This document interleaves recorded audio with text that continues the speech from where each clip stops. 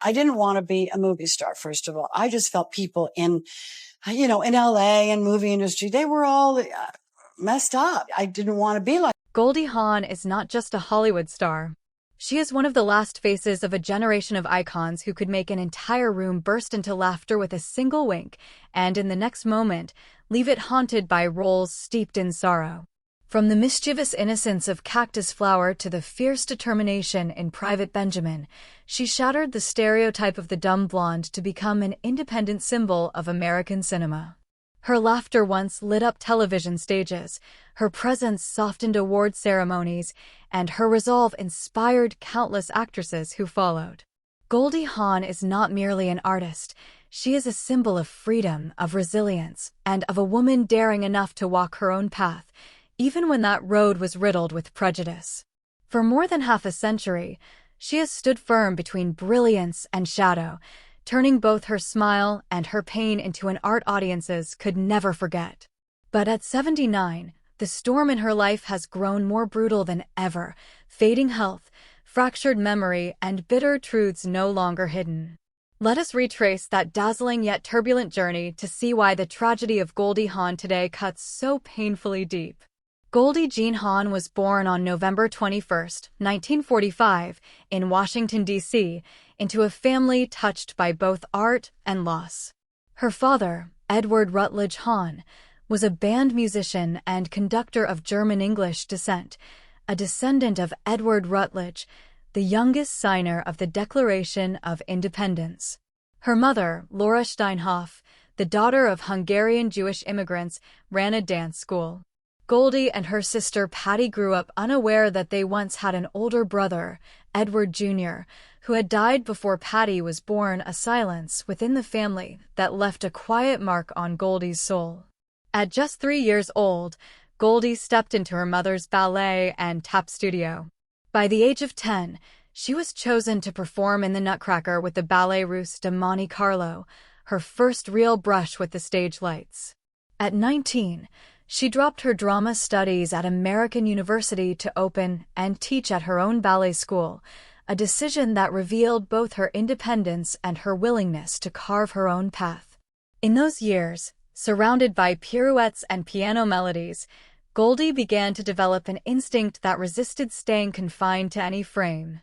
She didn't just want to dance to the rhythm, she longed for a larger stage, one where every gaze would turn toward her. And soon enough, she would find it. In 1966, at 21, Goldie Hawn had just abandoned her college studies to pursue dance. With only $250 in savings, $200 of which she had already spent on a tiny poodle, she flew from the East Coast to California to perform at the Melody Land Theater across from Disneyland. On that desert-crossing flight, she wrote in her diary that if anyone doubted the existence of God, they only needed to sit in her seat at that moment. The sky opened endlessly, the horizon stretched into nothingness, and the future lay uncertain ahead. Not long after, Hawn accepted an offer to dance in Las Vegas. That debut trip quickly turned into something like a movie itself. Her newly bought 1959 Chevrolet convertible broke down in the middle of the desert, leaving her with just $50 and her poodle. Stranded, she took a chance on a hitchhiker, a Green Beret just back from Vietnam. He drove her through dangerous stretches, giving her a strange sense of calm and safety. They shared one fleeting Sunday afternoon before he directed her to the Desert Inn. It was the first, but not the last time, Goldie Hawn would transform an uncertain mishap into a story worth retelling. Her early work in California led to a role in the sitcom Good Morning World, 1967 to 1968, where she began to be typecast as the dumb blonde, a cute but shallow caricature. But her real breakthrough came with Rowan and Martin's Laugh-In, 1968 to 1973. On national television, Hawn giggled midline, danced in bikinis or with her body painted in psychedelic colors, and became a pop culture goddess of the 1960s. Her film debut followed with the one and only, genuine, original Family Band, 1968, but it was Cactus Flower, 1969, that made her a star. Playing Walter Matthau's young fiancé, Hawn won the Academy Award for Best Supporting Actress for her very first major film role. The dumb blonde label clung to her, but Hawn was already considering how to take control of her own career. Within just a few years, with Steven Spielberg's The Sugarland Express, 1974, and Warren Beatty's Shampoo, 1975, Hawn was not only a bankable star but also one of the very few women in Hollywood at the time to both produce and star in her own films. Works like Private Benjamin, 1980, and Wildcats, 1986, showed her willingness to step into arenas dominated by men, whether the military or football, and to change how audiences perceived female characters on screen. From a bar dancer in New Jersey, a young woman anxious enough to seek therapy when first touched by the spotlight, Goldie Hawn had transformed herself into a Hollywood emblem of power and freedom, living proof of the line she would often repeat later, "Don't tell me I can't. Just watch me." While many actors spend years searching for a breakout role, Goldie Hawn needed only one chance, and she seized it with fearless boldness. In 1969, after a few years on television with Rowan and Martin's Laugh-In, she landed what seemed like a small supporting role in Cactus Flower. Few expected the character of Toni Simmons, a young woman both innocent and reckless enough to attempt suicide over love, to ignite such an explosion. Made for just about $3 million, the film grossed over $25.8 million in the U.S., ranking among the top 10 box office hits of the year. And when Oscar night arrived, Goldie Hawn's name was called for Best Supporting Actress on her very first major film appearance. The story behind the golden statue made the moment even more unforgettable. Goldie wasn't at the ceremony. She was in London filming There's a Girl in My Soup and had even forgotten the Oscars were being broadcast. At 4 a.m, a phone call woke her with the news. Her parents were the first to know. On stage, Raquel Welch accepted the statue on her behalf from Fred Astaire. A dazzling, utterly spontaneous debut, pure Goldie. By the 1970s, Hawn had become a fixture in Hollywood. Films like There's a Girl in My Soup, 1970, Butterflies Are Free, 1972, and Shampoo, 1975, showcased her trademark blend of innocence and mischief. The director of Butterflies Are Free recalled how Goldie often improvised her lines on set, making the crew roar with laughter, and no one dared cut for fear of losing that natural charm. The 1980s marked her golden era. Private Benjamin, 1980, was the turning point. Made for $9.2 million, it grossed nearly $69.8 million, becoming one of the year's biggest comedies.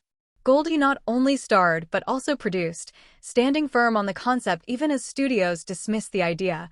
"No one will buy a ticket to see a women-led army comedy," they scoffed.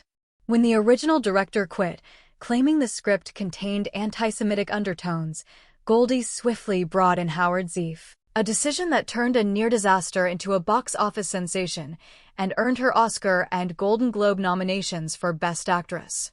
In 1982, Best Friends, budgeted between $15 to $19 million and grossing $36.8 million, underscored her box office power. Director Norman Jewison was blunt: "If Goldie's in, I'll make the film." She later called it the most mature role of her career, blending experience with wit. Hits followed year after year: Swing Shift, 1984, Overboard, 1987, where she and Kurt Russell moved from co-stars to partners, spending long after-hours talking on the beach, and Bird on a Wire, 1990, with Mel Gibson. Her commercial peak arrived in 1996 with The First Wives Club. With a $26 million budget, it grossed $181 million worldwide, the biggest box office success of her career. Few know that the script was initially rejected by all three leading ladies as too anti-male.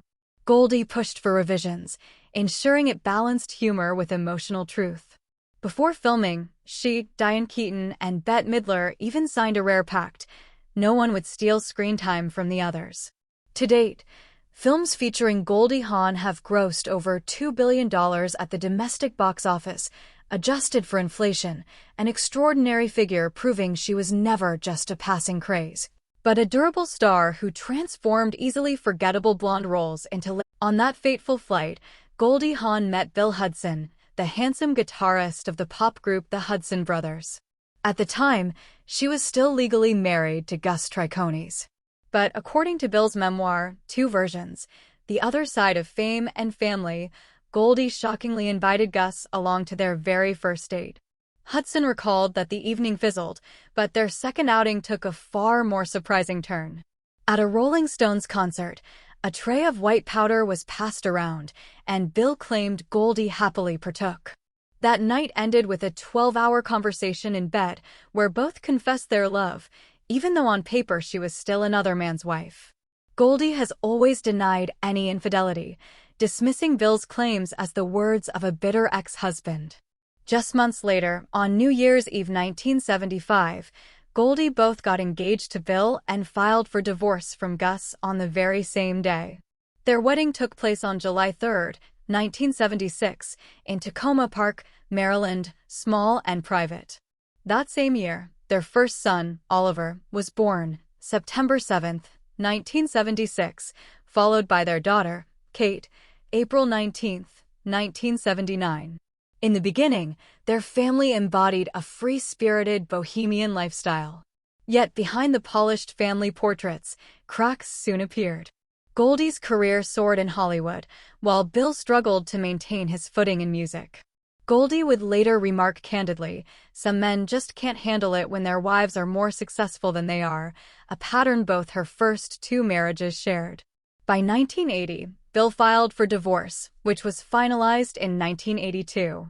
Tensions escalated when he accused Goldie of wanting an open marriage and of deliberately keeping him away from their children after she met Kurt Russell. He alleged that she even suggested it would look better if the public believed he had abandoned his kids.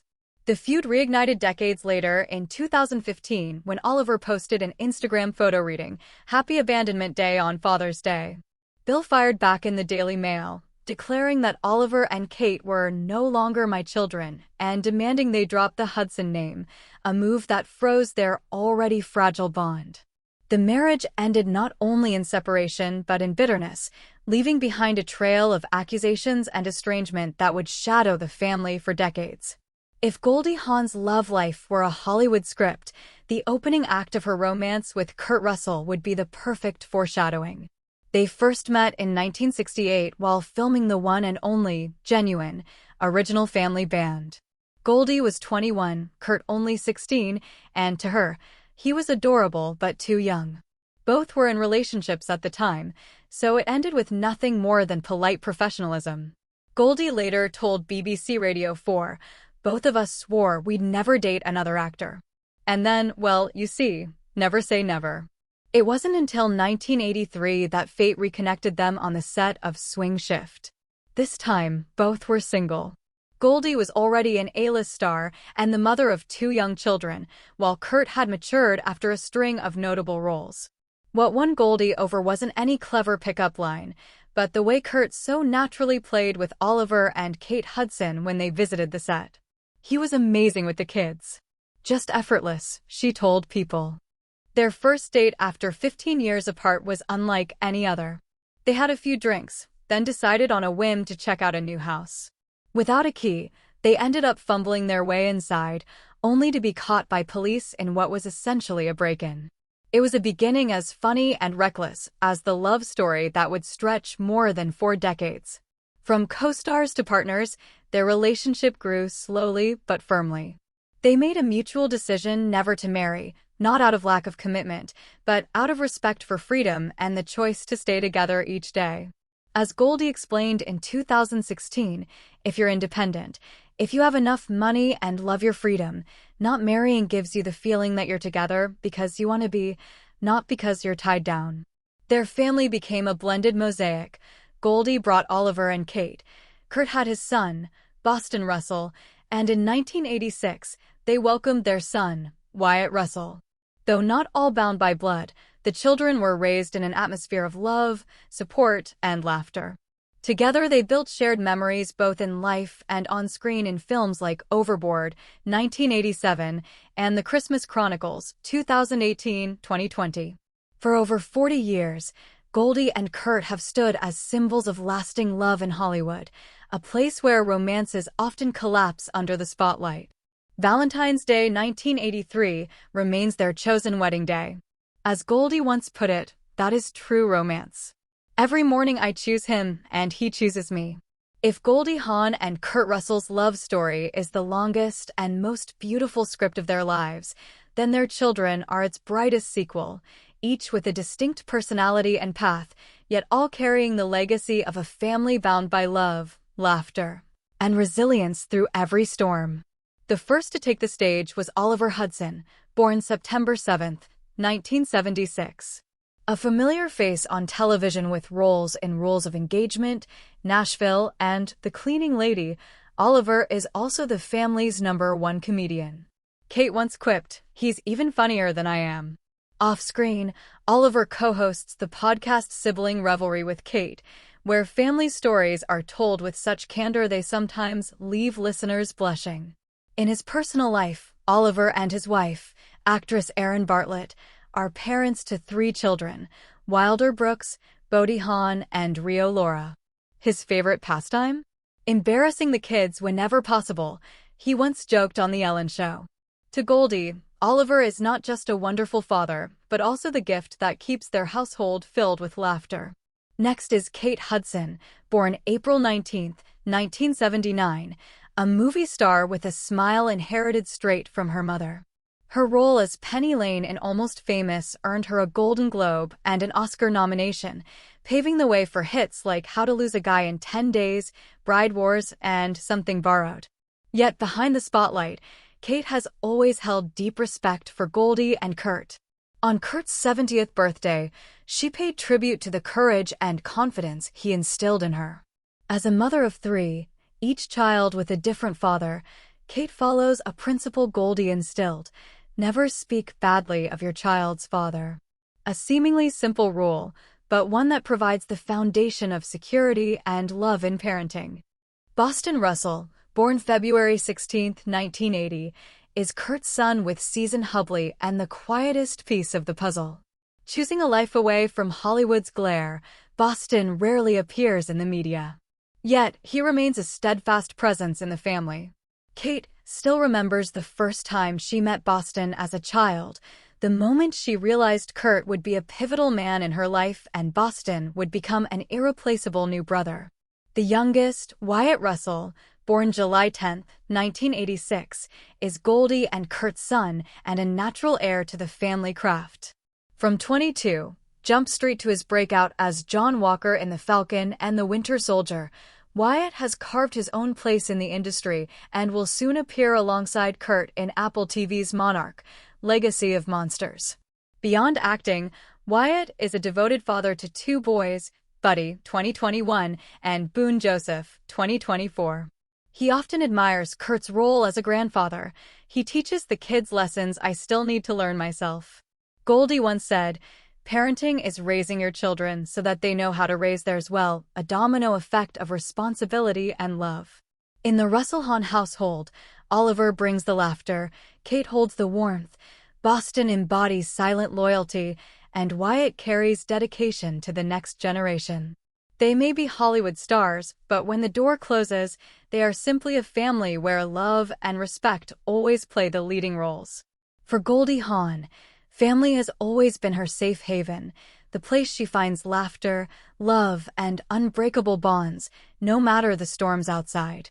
But Hollywood was never as peaceful as the Russell Hawn home. Behind the spotlight, she also endured encounters with people and stories that weighed heavily on her heart.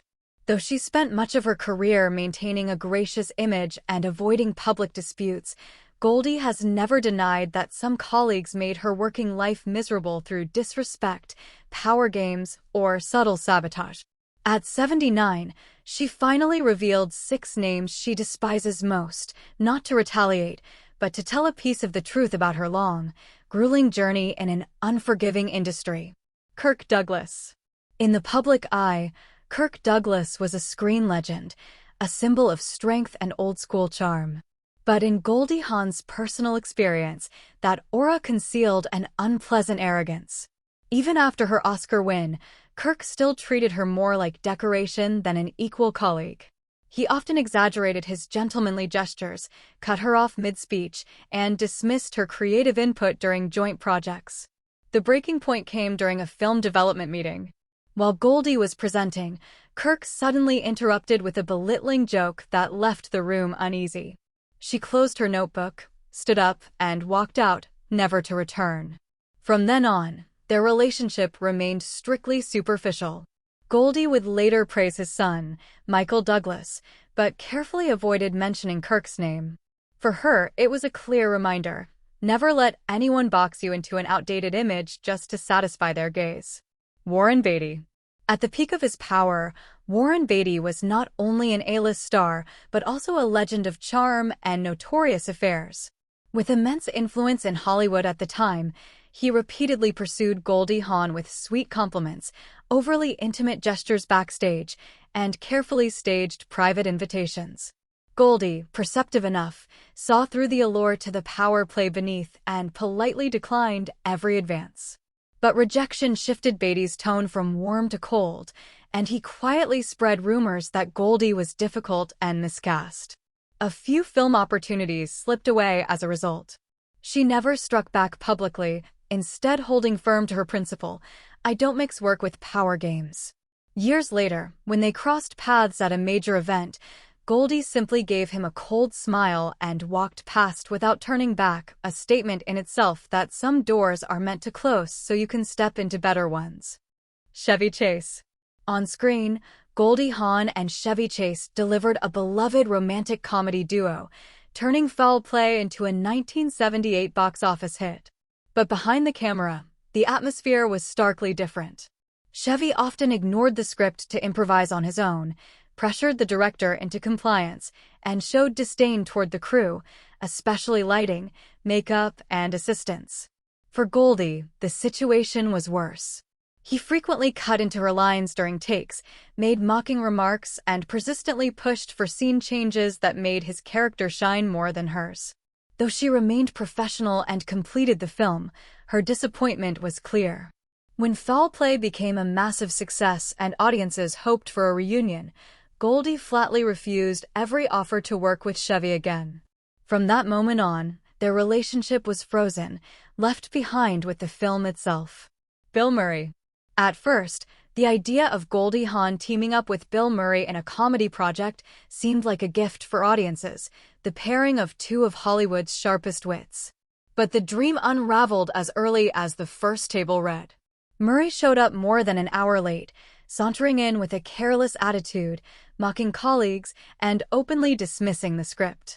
When Goldie performed a deeply emotional scene, Murray sneered, "Why don't you try acting like you've ever done drama before?" A remark both belittling and dismissive of her craft. Without a moment's hesitation, Goldie shut her script, stood up, and walked out. The next day, she formally withdrew from the project. From that moment, she set a new rule for choosing roles. She would prioritize peace and respect on set over any golden opportunity to work with so-called chaos agents, those who thrive only on creating disorder. Sean Penn. It was at a mental health fundraising gala, an issue to which Goldie Hawn had dedicated years of passion and advocacy.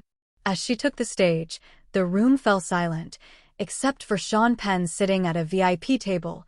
He rolled his eyes, sighed audibly, and when Goldie finished her speech, he muttered, "She should just stick to giggling." Goldie didn't lash out. She simply smiled, raised her glass to the audience, and quietly left the event. But from that day on, she drew a clear line: no public contact, no professional collaboration with Penn. For her, this wasn't just personal insult. It was a direct affront to the message and values she had worked tirelessly to uphold, that women have the right to be taken seriously, not confined to the image others impose on them. Dustin Hoffman. That audition was a pivotal moment for Goldie Hawn, one rare chance to break free from Hollywood's box of typecasting her as a charming comedian never trusted with drama. She delivered her lines with care, eager to prove her range, when suddenly Dustin Hoffman, seated in the front row, interrupted in front of producers and the entire team. He coolly remarked, "You're still acting like a sitcom." The room let out an awkward laugh while Goldie, maintaining professionalism, finished the scene. The next morning, however, she sent her thanks and formally withdrew from the project. Her reason was clear: "I will not fight to be respected by people who have already decided I'm a joke." For Goldie, that moment was a sharp reminder never to let others define her worth, especially those who judge her through a narrow lens from the very first glance. Looking back at the six figures she chose to stay away from, a striking pattern emerges. All were powerful men in Hollywood, yet each displayed condescension, manipulation, or quiet sabotage. In every case, Goldie never chose noise or public confrontation. Instead, she stepped back, preserved herself, and safeguarded both her career and her dignity. For her, steadfastness, self-respect, and calm are sometimes the most powerful answers because they leave the offender unable to touch you, either in spirit or reputation. Goldie needed no proof beyond her continued success and enduring love from audiences. If you were in her place, would you walk away in silence as Goldie did, or stand up and confront publicly? Despite the many professional clashes she endured, Goldie Hawn has preserved an image of elegance and humor that even her critics have had to admire. At the same time, she leaves behind a radiant acting legacy, a rare ability to blend comedy with emotional depth, creating characters that were not only charming but also resilient and layered. From her Oscar-winning turn in Cactus Flower to box office hits like Private Benjamin, Overboard, and The First Wives Club, she became a model of natural, energetic performance, breaking free from Hollywood's limiting dumb blonde archetype. Hawn's influence extends far beyond the screen. It lies in her choices, living and working by her own principles, daring to reject toxic projects, sustaining a 4-decade love with Kurt Russell without the need for marriage papers, and raising a successful multi-generational family. She has inspired later generations of actresses to claim autonomy, to endure, and to reinvent themselves in order to survive within a brutal industry. After more than half a century of winning audiences with her radiant smile and charming comedic style, Goldie Hawn, at 79, still carries a special magnetism whenever she appears.